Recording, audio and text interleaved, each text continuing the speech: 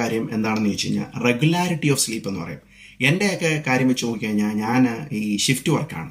അപ്പോൾ ചില ദിവസങ്ങളിൽ 2 മണിക്കായിരിക്കും വീട്ടിൽ വരിക, ചില ദിവസം 4 മണിക്കായിരിക്കും വീട്ടിൽ വരിക. അപ്പോൾ ഇങ്ങനെ വരുമ്പോൾ കുറച്ച് ബുദ്ധിമുട്ടുണ്ട്.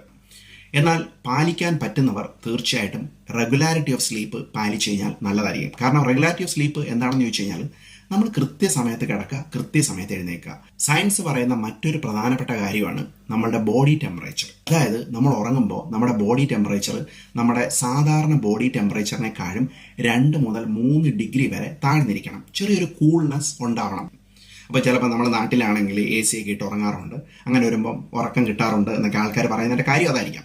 അതോടൊപ്പം തന്നെ നമ്മൾ എഴുന്നേൽക്കുന്ന സമയമാകുമ്പോഴത്തേന് 2 മുതൽ 3 ഡിഗ്രി വരെ ബോഡി ടെമ്പറേച്ചർ ഉയരണം. അപ്പോഴാണ് നമ്മൾ എഴുന്നേൽക്കുന്നത്. ഇപ്പോൾ ഈ സമ്മറിൻ്റെ സമയത്തൊക്കെ ആണെങ്കിൽ ഞാൻ കഴിയുന്ന ഡുവയൊക്കെ ഒഴിവാക്കിയിട്ട് പകരം ബെഡ്ഷീറ്റാണ് ഇതിന് വേണ്ടി ഉപയോഗിക്കുക.